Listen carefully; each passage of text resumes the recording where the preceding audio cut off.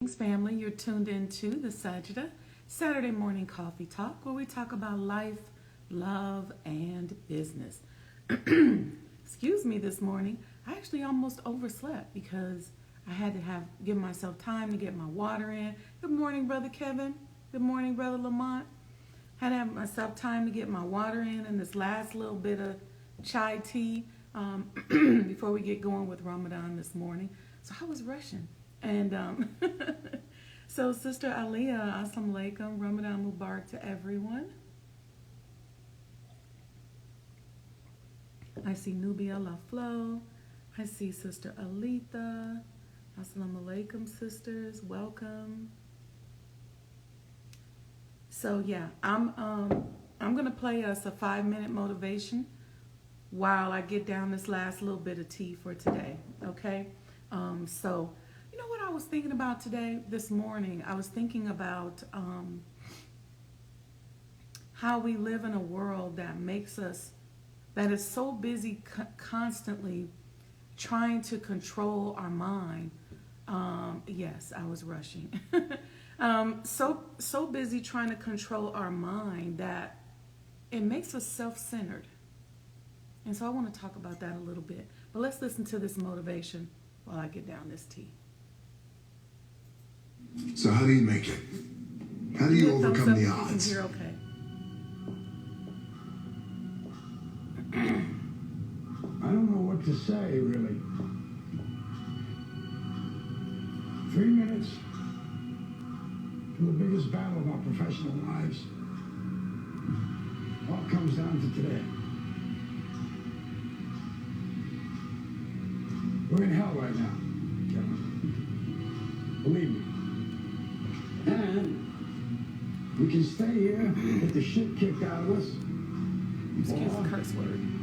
We can fight our way back into the light. We can climb out of hell. A little low, okay. Or you could be like me. Dream of pro football, get hurt, dream over. Find yourself with just $7 in your pocket. So how did I get here? By being the hardest worker in the room. Now it's time to see who has a heart. Now is the time to prove to yourselves and prove to everyone out there or somebody you're worthy of something. And you're able to do something special that no one else in the world can do. Are you ready to go out there and take what's yours? Yeah! What you worked hard for? Yeah!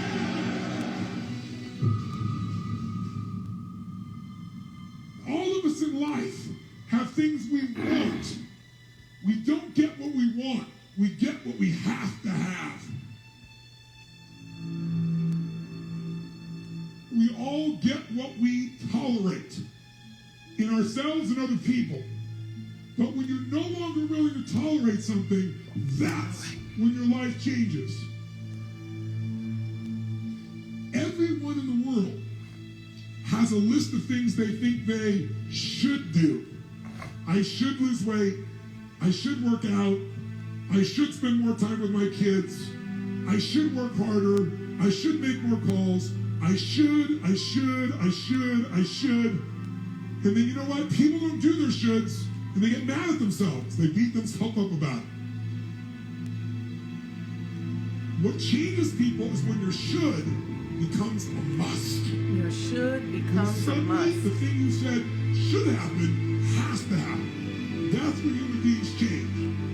It's like if you want to take the island and you're the head of the army and you want to take the island, the most powerful way to take the island is burn the boats. Because if there's no way to go back, it's amazing what happens when it's a must to do something versus a should. That's what makes human beings succeed.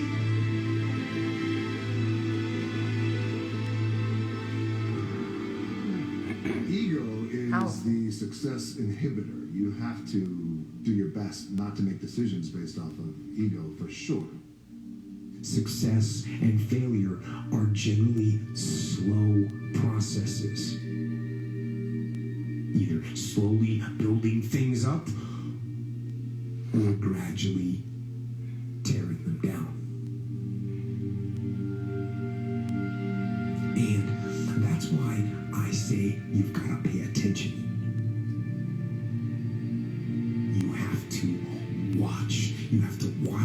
every single second. Because those seconds, they turn into minutes. And minutes turn into hours, and hours turn into days, and days turn into years.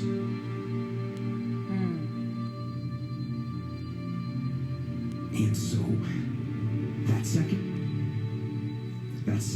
that just went by, that counted. And so did that second. And so did that one. And in those precious seconds, you were either building or you were decaying. You were either gaining ground or you were losing ground. In that second. And in every second.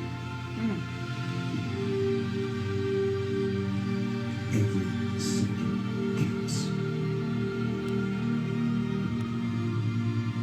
So, make every second. Every second counts. The dream shattered. Sent home with $7 in my pocket. I was like, wait, no, I gotta play in the NFL eventually. Those are my big goals. That's my dream.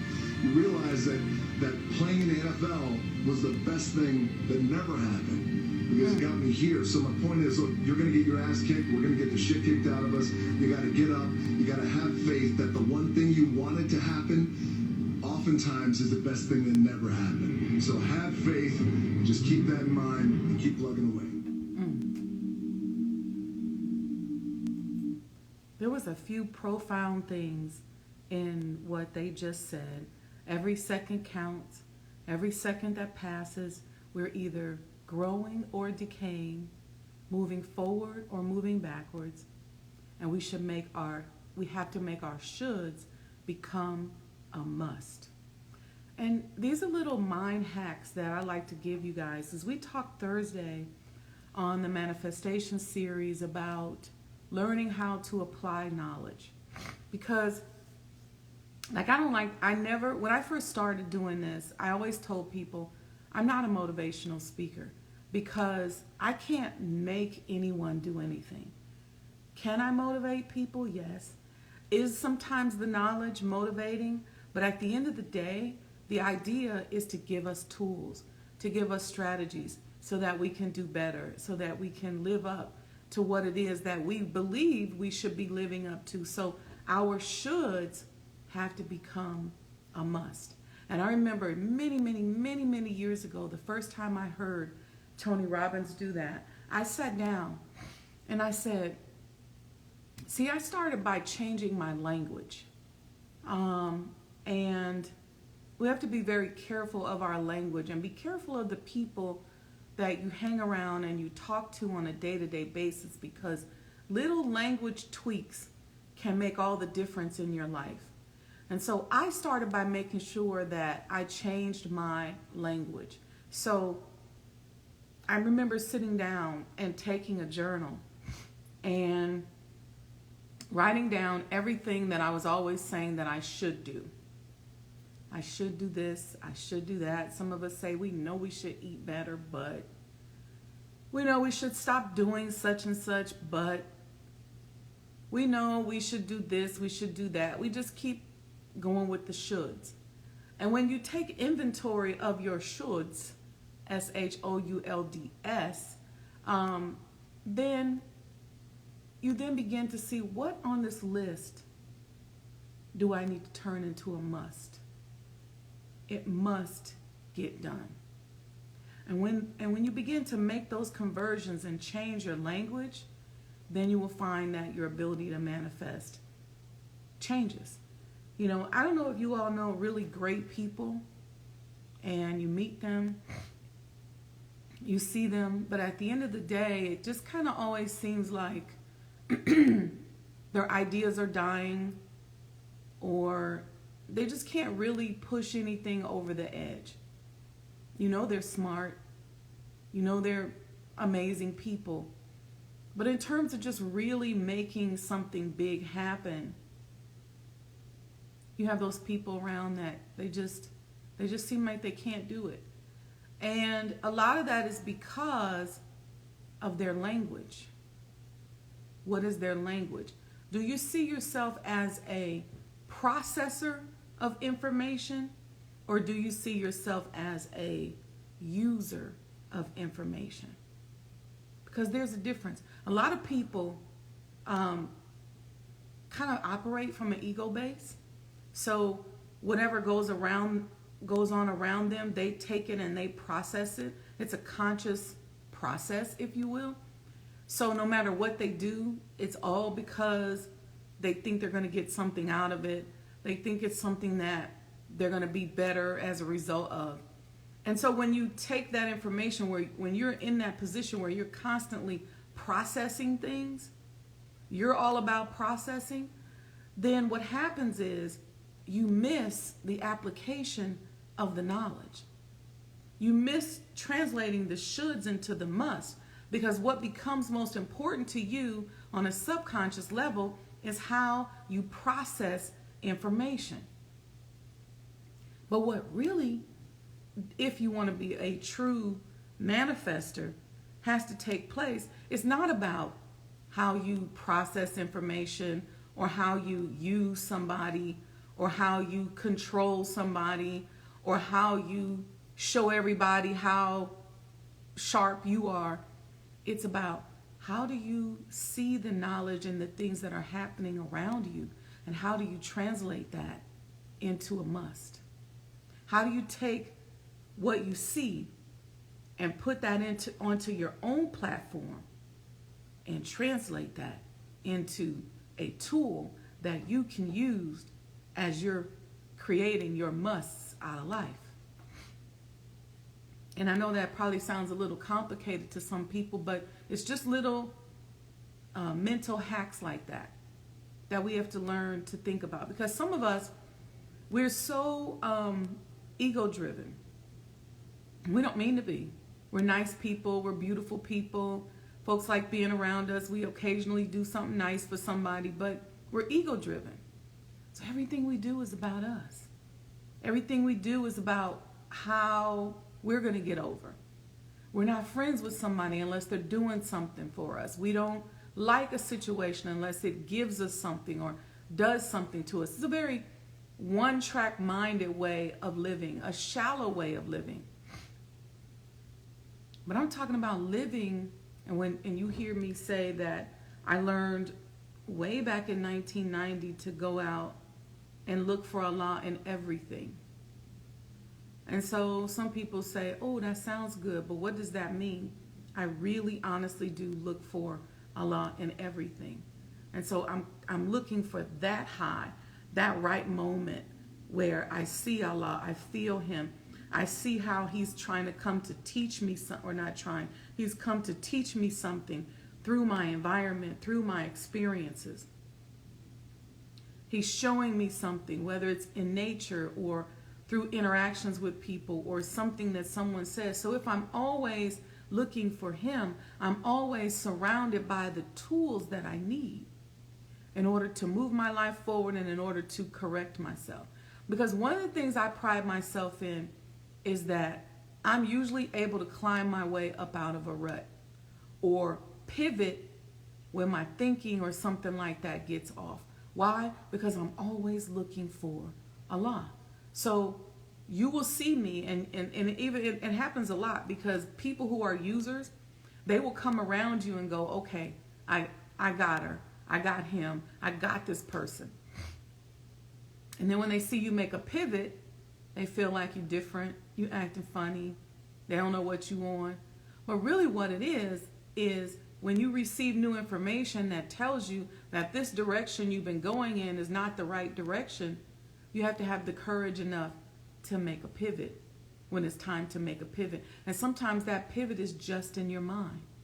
Sometimes that pivot is right here in the conversations that you're having with yourself, how you're addressing yourself, how you're thinking about something. See, you get in a rut when you're going down that road and you think that what you're doing is amazing. What you're doing is so smart. What you're doing is all of that. And then all of a sudden, Allah shows you something and you're like, maybe this ain't it. Maybe I need to be going a different direction. Maybe there's something else I should be paying attention to. When you start looking around, because see, you're still holding your goal in your mind, but you start looking around and going, you know, I need to make a little tweak here. I need to make a little tweak there. I need to think about this differently. Sometimes God will send you physical signs. He'll make you sick, make you have a headache, you know, make something ache on you. That's sometimes by the time he has to put you in pain, that's when he's saying, listen, I'm telling you to make a pivot. I told you in your mind because you know you should, but you're still not doing it. And so I got to hit you upside the head with a little brick. I got to give you a little pain. I got to put you in a situation where maybe you get embarrassed. Maybe you get your feelings hurt. Maybe you find out that this person isn't what you thought they were. And a lot of times people aren't bad people. It just means that they're not what you thought they were. And that's okay, because you don't own the world. So I think that's just an important little mental tweak for us to think about. How are we thinking about things? What are the primary thoughts that are going to through our body? And how do we look? How do we move through life? What are our thoughts? Are you moving through life? Are you showing up places going, what's in this for me? Or are you showing up places saying, Allah, what are you going to show me today? What are you going to teach me? How are you going to guide me? How are you going to move me? See, that's how you get to the extraordinary. You have to function on a different frequency. You have to function on that supernatural level. See, it's very common. A common level you can operate on when you're looking at television, you're seeing what's happening there. And let me tell you, you even got to be careful about the amount of television you watch. Unless you're really good at programming yourself to look at only good shows. There's a lot of shows that are maybe ratchet or even low-level thinking that are entertaining. But you got to be mindful because it's constantly reprogramming and programming your mind. I had somebody tell me last week that they have an issue when I said that capitalism began, the modern day capitalism that we live with today began with the onset of the transatlantic slave trade. And so the person really got bothered by that. And they said they didn't understand. And I said, you know, it's important. Well, they didn't like the fact that it was using the word slave and colonizer and black people and white people. And I said, you know, see, we can't be afraid to explore history. Again, that's a mind hack. When you're like, I can't explore history, or when I do explore history, I'm going to ignore certain things. Or maybe I don't explore history at all. Or every time somebody says black person or white person or white people do this or black people do that, we shut down. But let me tell you what's important about studying this type of history, especially for those of us as entrepreneurs. Because it's important that we understand where certain systems and processes came from so that we can understand the interdependencies that exist today. See, we miss that because we're sitting, like, we just talked about media and television. We're at a point today, you all heard me say this 1,000 times, that we can't tell the difference between the media and the news. I'm sorry, the media or the news and marketing. We can't tell the difference between news and marketing. Most of us think marketing is the news. That's why we get on social media and somebody's marketing a mindset or marketing a product or marketing a service, and we can't decipher anymore. I don't even know that we ever could decipher. Where does that come from? And why is it so difficult for us not to believe everything that we see on the news or in the media? Why is it so difficult? See, we have to understand that if you study capitalism, you understand that it's a group of systems and processes that are woven together that have interdependencies. So when they first kidnapped us and brought us here, at a certain point, there were people around who said, this might not be right. There were people who said that. This ain't right. We shouldn't do this. So, and they probably were reading in their books. There were a lot of the slave traders who required that their employees read the Bible and were Christians. And so they prided themselves on practicing this Puritan form of Christianity. So in that, I'm sure they came across reading and had thoughts that said, this ain't right. So what the people who put the system together, the traders, had to do was to develop a propaganda that justified slavery. So they developed the propaganda, the marketing. Some of the early posters for slave auctions were early advertising posters and early forms of advertising. That form of interdependent systems did not exist prior to that. So let's talk again. How are those systems interdependent?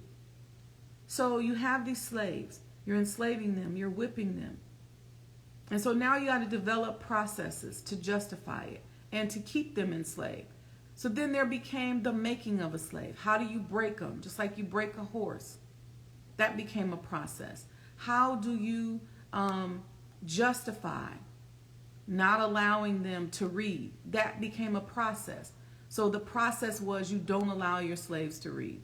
The process was if they do certain things, they get X amount of lashes. They can't be out at night. They can't get married. There's all these interdependent processes that were created to uphold slavery. In addition, on the business side, the interdependent process was there's a price, there's an auction, there's all of these different systems. And then over time, those systems began to evolve. As those systems and processes evolved, we moved into, for example, the Industrial Revolution. And you had the manufacturers up north, in many cases, who were employing people, and they didn't want to use the same language that was used in the South, but the system and the process was the same. So they didn't want to use the same words. We're not going to lash them. We're not going to say they can't read, but the system's going to be the same. So we just start changing the language.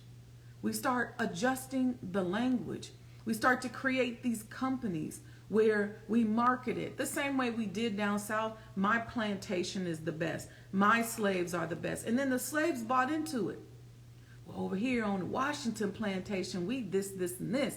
Over here on the Jackson plantation, we that, and that. And so all this little interdependent competition begins. You know, everybody wasn't trying to run away. A lot of us bought into the system because we didn't have a choice. And so many people never shifted their thoughts towards let me run away. I know we see that a lot in movies, but a lot of people figured out how to make it and stayed there on the plantation and worked the system because that's what they knew they needed to do in order to survive. Well, here we go. We get to the Industrial Revolution. You have the men who built America, the Carnegies, the DuPonts, the Rockefellers, the Goodyears. They're building a world for themselves. It's the same interdependencies. It's the same marketing and propaganda. It's just that the wording is different. And then now they begin to make industries out of those particular processes that were developed during slavery. So now you have the advertising industry. And what is the advertising industry used for? It's to basically make you feel like you really need this product or service, or you want this product or service. It goes all the way down to today. There are certain employment rules. A lot of those rules became baked into governmental policies and procedures. And it just keeps evolving and keeps going and keeps going. But the important thing to understand, I think you get the question. I could go into plenty of examples, or you get the concept. I could go into plenty of examples, but what I want you to understand are the interdependencies. See, because that's important for those of us now who are striving to be entrepreneurs, who are striving to work with us where we're developing our own networks and our own farms and our own communities and our own industries and our own entertainment companies and all these things. We have to be careful, because as we begin to deploy certain processes and policies and procedures, if we don't know the history, we don't understand the other interdependencies that have to exist in order for that particular process to work. And so we think we're being cute by lifting something from an economics book and bringing it into our company. And we don't even know that by process or by proclamation, if you will, we're setting up those same interdependencies. See, when you're talking about slavery, you're talking about a slave and a master. You're talking about a dominant person and somebody who is preyed upon. Well, when we're talking today about regular predatory capitalism, the way it's practiced, you're talking about a dominant person and person that's preyed upon. You got to have somebody on the bottom, especially when you deploy certain interdependencies. So that's why it's easy to say to you, they don't have to say to you, I want your information. All they have to do is just go, sign up for this, put this money in the bank, buy this insurance, log into this. Well, when you do those things, they're getting what they want. So the idea is to understand and to think like a chess player. You want to think several chess moves down the line. You want to understand all of the interdependent systems that exist. This person, I gave an example of a fast food restaurant. And this person who challenged me on this said, well, no, let's take a fast food restaurant. And they walk right into my example. They said, all them out here, they selling food that ain't real and fake food and food that comes across from overseas, from China. And I'm not trying to down the Chinese, but it travels a long ways. So in order for it to make that journey, it has to be packed with preservatives that are bad for us. I said, right. So in a lot of cases, it's so packed with preservatives in order for it to get from Asia all the way here, that by the time it gets here, it's not even really real food. Or they go out and they put so many additives in the food that it's not even real.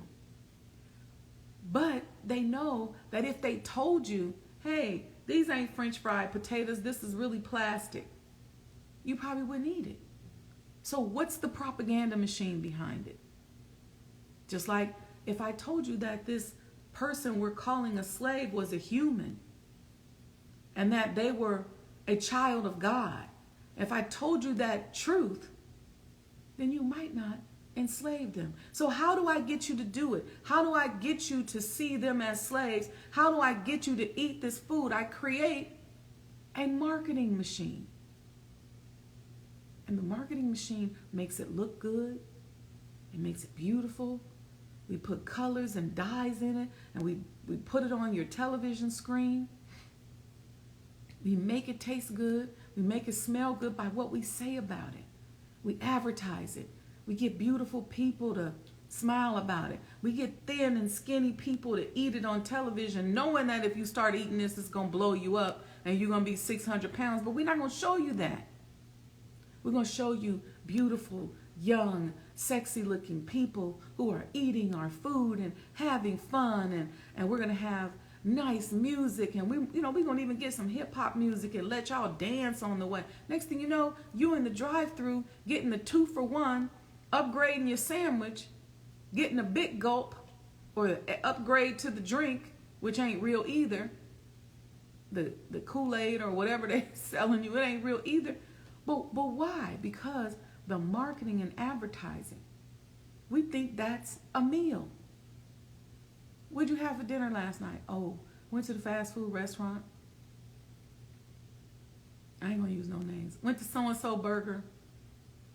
Girl, yeah, don't you know they got a 3-for-1 over there? You get 3 cheeseburgers for the price of 1, or you can get a triple decker, add some bacon and some lettuce and some tomatoes, and then they got these special buns, and then they got these fries that they tell us they make up fresh, and then they give you the ketchup, and yeah. And then you can get an upgrade on the drink. I get the orange soda. Why do you do that? If you knew that you were eating plastic or you were eating death, you wouldn't eat it. You wouldn't do it. So they don't tell you that. They make conflicting arguments out there. So yeah, 3 heart attack burgers. That's exactly right. They put conflicting propaganda out there so that, why? So that you can argue with yourself. See, your subconscious is saying, you shouldn't be eating this. But what's floating through the back of your mind is the propaganda that you just saw on television. Your favorite athlete that was just eating the burger on television, or drinking the drink, or consuming the product. Your favorite star, the music in the background. We hear a song we like, we could be doing something else, and the television can be on in the background. And let's say they play a little Michael Jackson on the commercial. We hear it. Mama say, mama say, mama say, We like, hey, we're going to go look at the TV. Say, what's that? I like that. That's jamming. Next thing you know, they're programming your mind. Why? Because you done relaxed your intellect because you like the song. That's your favorite artist. Mama say, mama say, mama say. Meanwhile, that big old triple decker cheeseburger is coming closer and closer to the screen. It's taking up your whole 55-inch screen. And you like, Next time you get hungry, you're not thinking about the 3 heart attack burgers that you about to go order. What you thinking about? I'm hungry. And in the back of your mind, you thinking, So you programmed. You programmed and you don't even know it. This all comes and started with chattel slavery. And then once they start to attach livelihoods to it, you have people who are in the advertising industry. This is what they do to make money. So now we start saying these things like, it's just business. It's business. You hear people say that all the time. It ain't personal. It's business. Business is personal. And it should be personal. If it ain't personal, then you're really trying to get over on me. If you tell me it ain't business, it's personal, then you're really trying to prey on me.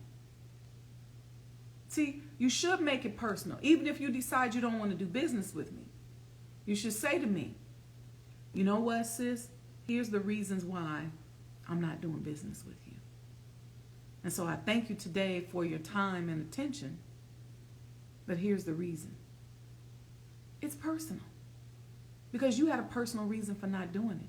You either had a personal reason because the person you worked for told you that you can't do it, or you decided you don't like that person, or you decided you ain't got time. Whatever you decided was a reason that became personal to you.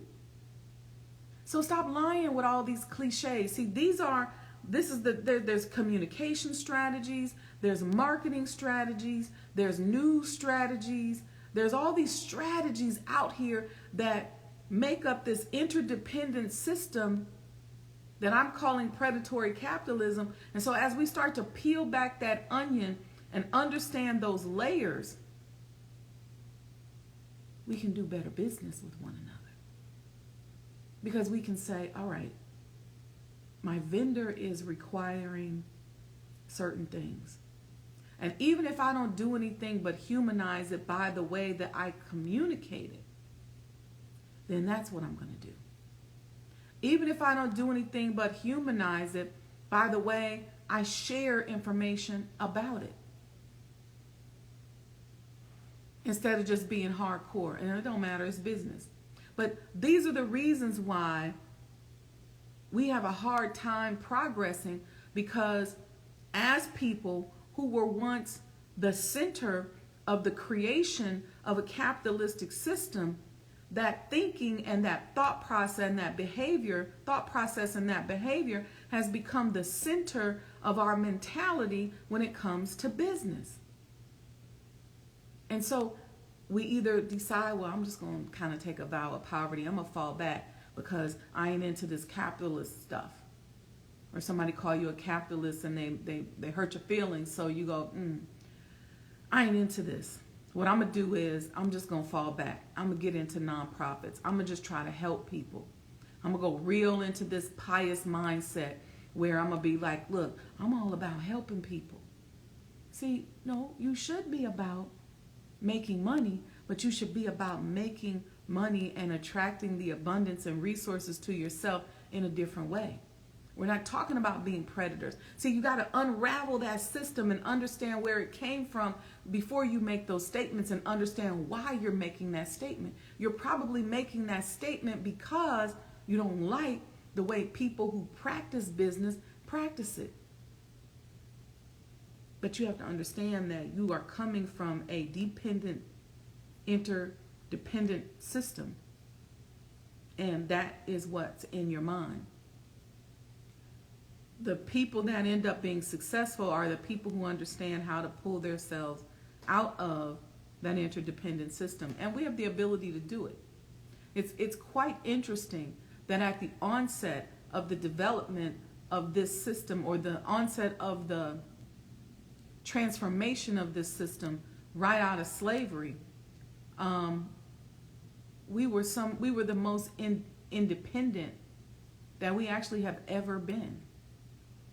See, the media propaganda got busy, or the propaganda machines got busy to weave us back into the system so that they can continue that interdependent system. Somebody got to be on top and somebody got to be on the bottom. They don't say that. But it's like I always say to you guys, when I was making $235,000 a year at a consulting firm, people were like, wow, you're doing so well. But how much are they making? And when they came to the table and slapped down that $17 million revenue stream that they had created, and I looked on that list and saw that most of those clients were mine, I said, yeah, I'm like a slave around here. $235,000 versus $17 million. Now, do I think I was supposed to get the whole $17 million? No, but I felt like I should get a lot more than $235,000 a year. So what happened was, when we got out of slavery, we opted out of the system and created our own system. And in that system, we were self-sufficient. We relied on one another. The Black Wall Street and all these cities. My mom and I were talking the other day about each of the major cities, like Omaha, Nebraska, had their own kind of little black community that thrived with businesses and entrepreneurs. And people were using the bartering system, and people were working and connected to one another. Well, that really meant the fall of this system, the fall of the existing American system, if that had continued to grow and develop. If those black communities around the country had continued to grow and develop, then the modern day system that we're talking about today, or that we live in today, it would never exist, because we opted out of the system. It was very smart, because we said, well, they don't let us in the system. They're going to mistreat us. We're not trying to be treated like slaves. We recognized the propaganda, and we said, well, we're going to go and start our own. We're going to go and we're going to do for self. And so we did that in cities all around the country. Pockets of black people coming together, trading together, doing business together. And so the systemic process of whether it was white people who became Klansmen, who felt like they were jealous and didn't want to see these black people with their own independent stuff. Because it's interesting, right? You don't like us, you don't want us to be around you. And when we go set up our own thing, you come and Black Wall Street us. You come and attack, you come and burn it down. You burn down Indiana Avenue in Indianapolis, Indiana. You burn down Green Street in Oklahoma. You burn it down, but you don't want to be bothered with us. You don't like us, but you don't want us to have anything. Why? Because the idea is for us to fold into that primary system. That is the only way that system works, because somebody has to be on top and somebody has to be on the bottom. So we're going to fold y'all back in there. We're going to destroy what you have, because you just over here living your life. You're not realizing that you really need a whole military in order to defend your territory. That's a whole conversation. That's right. Detroit, Black Bottom, also Chicago, Bronzeville, all of these areas, beautiful businesses. Kansas City, St. Louis, all of them. You fold us back into the system, and then you just tweak the language. You say, okay, we're going to destroy Detroit, Black Bottom, but at the same time, we're building plants, steel plants, automotive plants, oil plants, where we're processing oil, food plants. Move into places like Chicago, where you had clothing manufacturing and furniture manufacturing. And you know, Chicago Renaissance, Black Renaissance, a lot of people don't know, was actually bigger than the Harlem Renaissance. It's just that there were different circumstances for the destruction of the Chicago Renaissance. Maybe we'll do a whole show on Chicago Renaissance and helping you to see how it rivaled actually the Harlem Renaissance. Harlem Renaissance gets a lot of romantic accolades because of Langston Hughes and some of the other players there were given bigger voices. But anyway, they pull us back into that system. Why? Because they were making these plants, they were building these railroads, they were doing all of these things, and they needed workers. They needed more workers than just their own people. They couldn't afford to be exclusive themselves. We were making it on our own, but they couldn't afford to do that because they didn't have enough workers. And we were already trained to be workers. And it was already in their mind that we should be the workers. So you have the meat packing companies that were among the first to offer sharecroppers an even hourly wage. So they put signs up and down the Mason-Dixon line. And many people moved north to work in the stockyards and the meat packing plants, because they were among the first to create the labor system where you exchanged a certain amount of money for a certain amount of time. See, that time, money exchange that we now, a lot of us today are trying to get up out of it. We don't want to be exchanging time for dollars. But the meatpacking plants were the first ones, among the first in the industries, in the Industrial Revolution, to offer that to black people, because before that, we weren't exchanging time for dollars. We weren't exchanging time for nothing.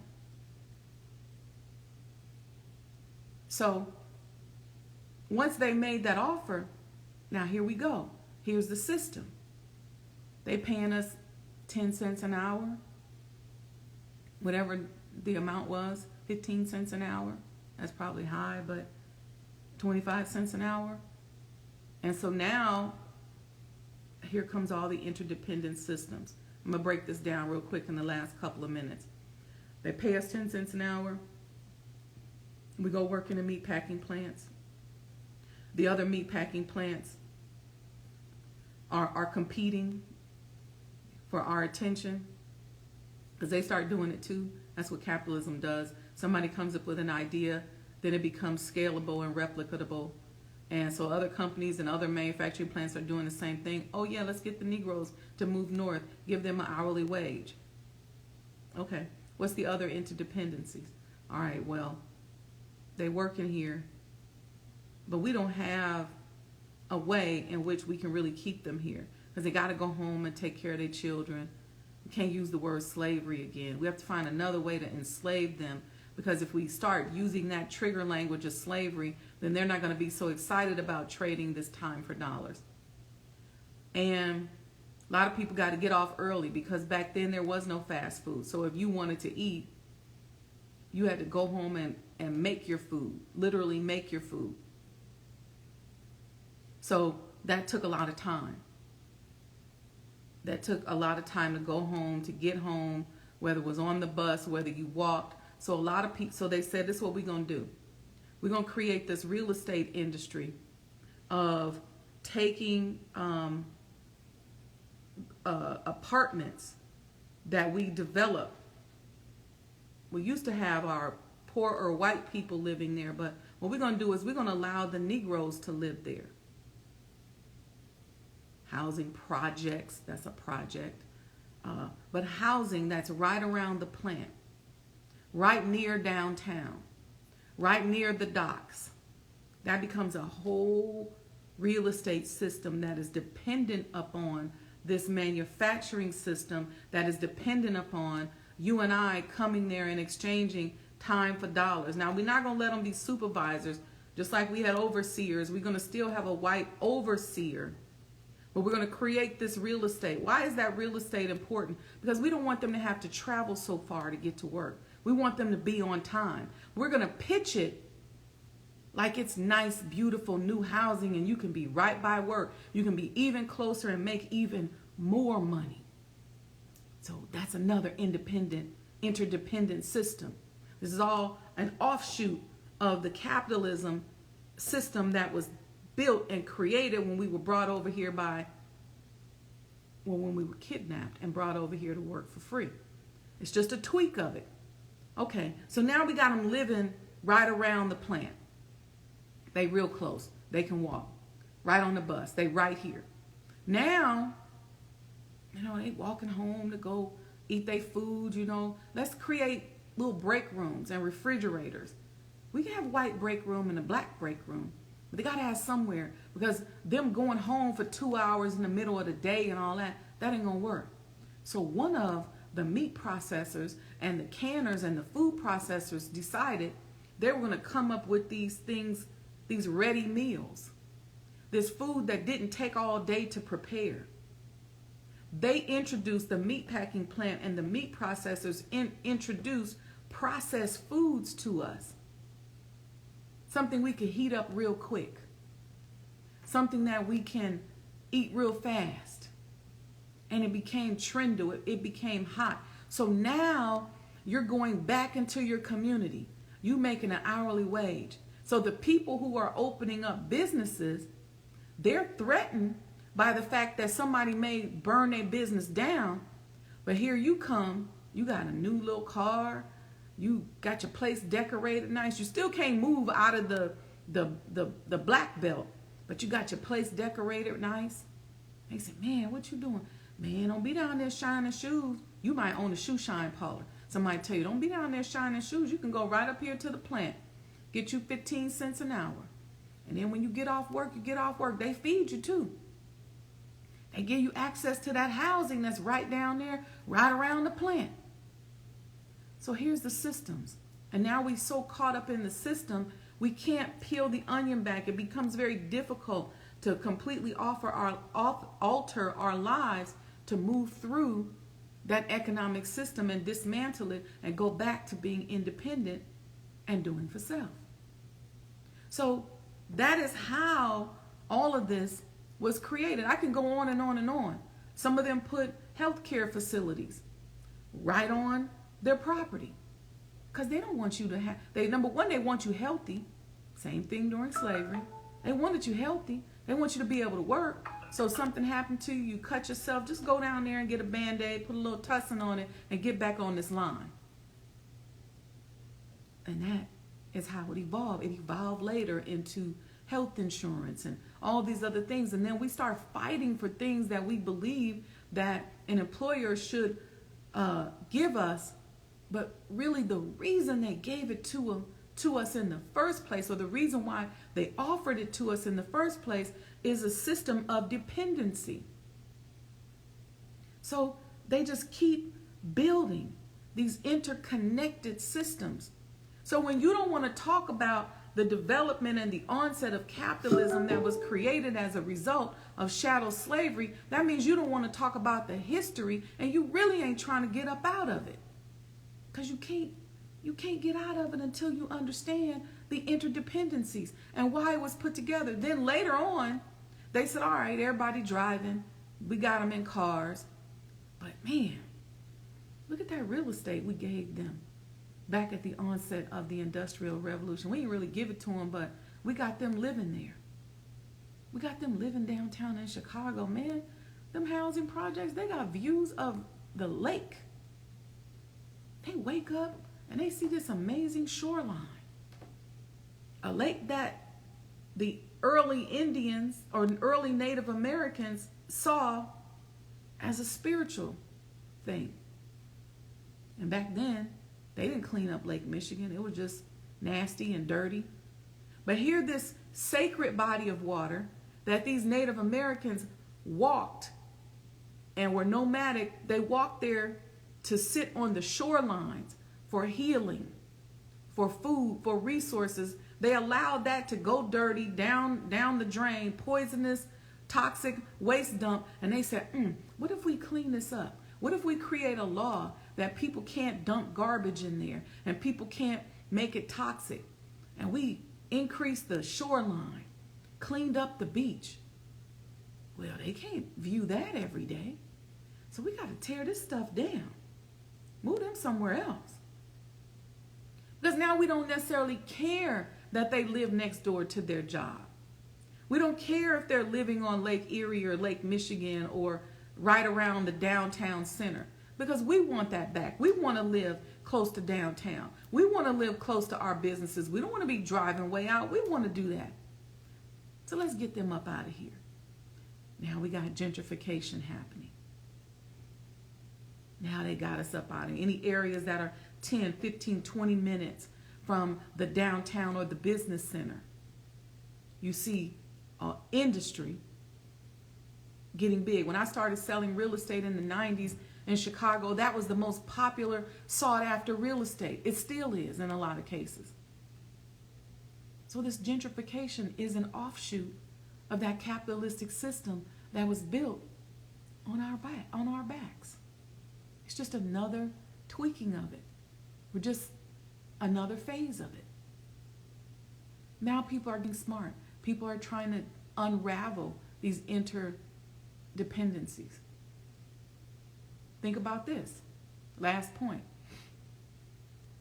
During slavery, you know, we've always been very musically inclined.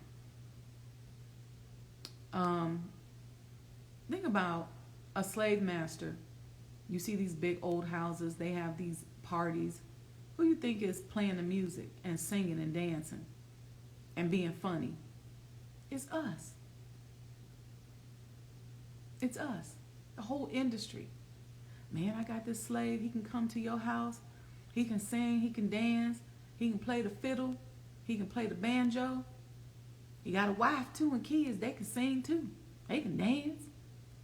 And so that slave master started making money off of his slave who was good at entertaining. They didn't have no television. They weren't listening to no radio. The entertainment was you and I. We can play classical music.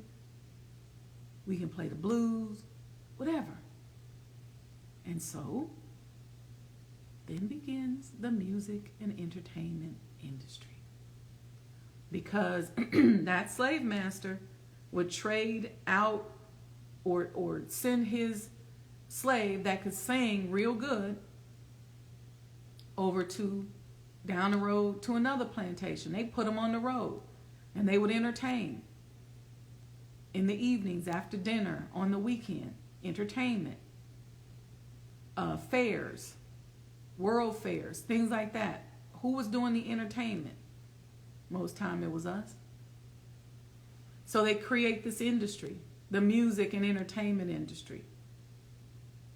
Even if you go back to the days of the blues, you see the story of people like Muddy Waters who came up out of sharecropping. And they like listening to our music. Then over time, they decided, over time what happened was, and this became trendy probably, I'm going to say the 50s really, where white people in their community would act like black people. They would take our music, tweak it, and use it for themselves. So you got the Beach Boys who stole our blues music, or Elvis who stole our blues music and started playing it themselves and passing it off as themselves. Those were the popular entertainers. And the industry continued to do the same thing to us. Then we move forward into the 90s and the 2000s where entertainers were like, no, I want to be independent. I don't want to be a part of this anymore. And so they have to unravel that entire system. The whole system. So don't get mad when I start talking about that, because this is such a powerful discussion where when we really understand the origin of some of these things and the interdependencies, it becomes a little bit easier to unravel it. A little bit easier to say, I'm going to take this process, because what I'm really trying to get you guys to do is to cherry pick these processes. Or if you take a process and bring it over into your business, you understand how to tweak it. You understand how to make money with it. See, part of our problem is that we think we see something that white people are doing, and then we say, okay, well, they're selling such and such, such and such, and so I'm going to sell it. But then you don't want to do the things that they do in order to get it sold, or you don't have access to the processes in order to get it sold, and then you wonder why you're not making any money, why your product hasn't blown up. You know it's good, you know it's amazing. Why is it that more people aren't into it? Well, it's because you're not paying attention to the system that created the white counterpart of that product. So you got to know what to take away, what to add, what you might start off in business doing, that you eventually have a game plan that you're going to tweak. It makes a difference. And as a people, we have to understand. We have to really understand it. Okay, so I'm going to get out of here before they cut us off. Ramadan Mubarak. I hope that makes sense to you all. We'll come back. We'll continue this discussion. Peace and blessings. Thank you for tolerating me down in my water and my tea first thing this morning. So get your commemorative Elijah coin, sajdahhouse.com. I got it pinned there. We need your assistance. Can't wait to show you all what Allah has tasked me with. Thank you. Peace and blessings, family. Love y'all. Happy Saturday.